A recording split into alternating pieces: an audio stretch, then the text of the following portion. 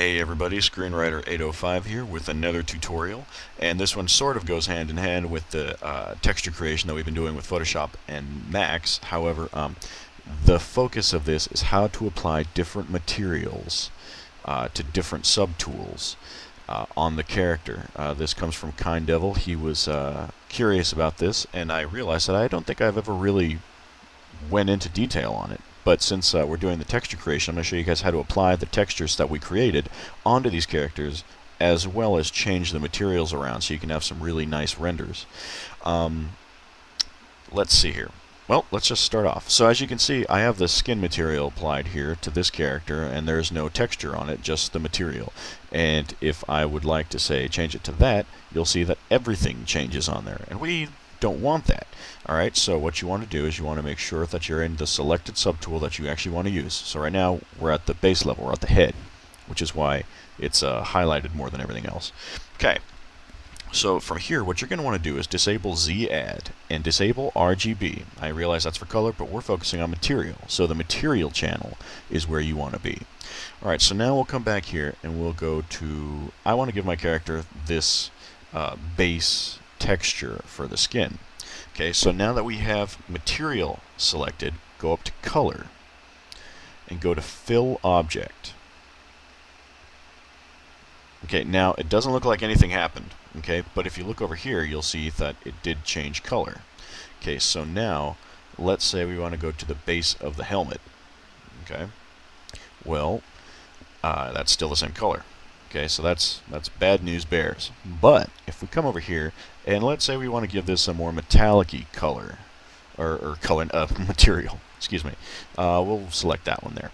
And so as you can see now, that changed along with everything else. You know, that hasn't been affected by this material.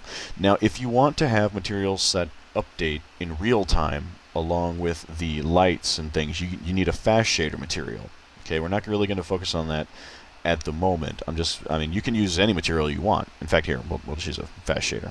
Okay, so there you go. Now you have that applied.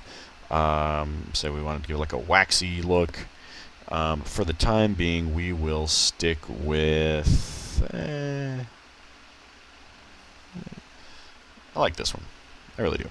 Okay, so now go up to color, fill object. Okay. Come down to this guy here, color, fill object. Since it's part of the mask, I would like to keep it. Okay, now here we can change this around. So now let's give this a cool, let's give it a something like a waxier. That's kind of cool. Alright, so again, color and fill object. Alright, I'm only going to focus on the head because we have so many polygons on the screen. It's just crazy. Now let's give this a different texture since we want it to represent an actual organic eyeball. There we go. I'll just stick with that. And go back to color and fill object. Okay, so now that we have all these different materials applied to the head, let's start applying the textures that we created.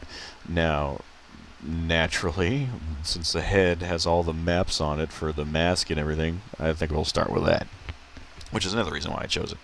Okay, so from here, let's go to import, and wherever you guys have been creating your textures, we're going to go there. Go to open, and as you can see, it is one gigantic mess, and we don't want that. Okay. Hang on 1 second. We're going to undo that really quickly here.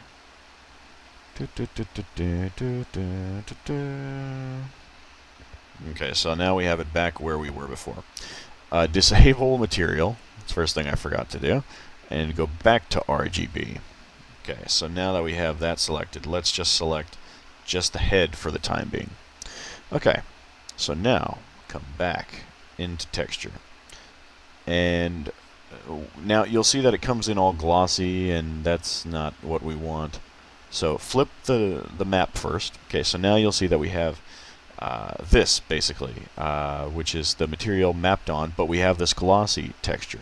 Okay, we don't want that, so come over here to Subtool Master, go to Fill, Okay, and you can get this from the Pixelogic website if you don't have it, because it doesn't come with ZBrush. And now you'll see that the material is being applied to this model here. However, it shouldn't be glossy like this. Why is that happening? Hang on one second. Ah, I know why it's happening, because I'm a doofus. Okay.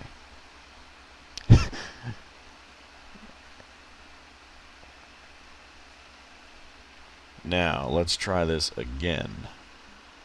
Only this time, we're going to do it through the texture. So many different ways of doing this. Okay. I am humbled. Alright, so now we have the glossy. Don't want that. Okay, so now come over to texture to color. There you go. Now we have the material that we just applied to this only with the, material and texture that we created combined. So now it's not all glossy and slimy like that one there. That was just for the eyeball. Okay, it's good that I showed that. See? Alright, guys, never let it be said that I don't like to show my screw-ups every now and again. Okay, good, because for all I know, someone could see that and then do the exact same thing and then wonder why it's not working. Alright, so anyway, here we have the material applied, and it's looking pretty awesome. Okay, so now we're going to come over here, and we are going to take that mask material and let us apply a different texture to this. Okay, so now we have the exact same one. Okay, and again, we have the sliminess, and we don't want that, so don't worry about that. Okay, just go to texture to color. And now you can see that it applied that texture just as it did with the other ones. And you know what, just for the sake of keeping it nice and organized, let's just go back to the default wax color. That way when we import something, it's not all gooey looking. Okay, so now we have this, and again, exact same thing, texture to color. Don't worry about it. I know that's not what we want to look at, but it's less distracting. Okay, texture to color, and there you go. And last but not least, our awesome, crazy, translucent eye thing here. Alright, so once again, let's re-import that exact same map, texture to color. And see, look at that. Look, that is cool. Alright, I'm not trying to be boastful here, just because I built this guy, but that is freaking awesome. And I really like that a lot. Okay. And let's come back down. You know what I realized? I gotta make this guy some teeth. Alright. Now let's re-enable the eyeball here. And for this, let's give him a cool... What can we do here? Let's see here. Well, first of all, in order to do this one, we have to... I'm gonna give him like some sort of...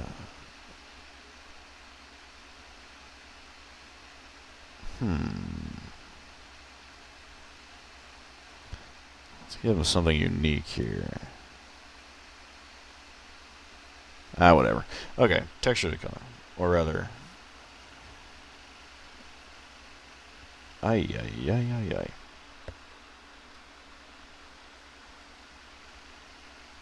Oh, you know what I realized is because I don't have a texture map applied to this one. Well, in that case, let's try this. Let's go to Subtool Master, Fill, and just color. There we go. And so now you'll see that we have that applied. Unfortunately, it applied it to everything else, but you now know how to get around that anyway. So now we are set. Alright, so now we'll come up to the base head, and we will enable this, and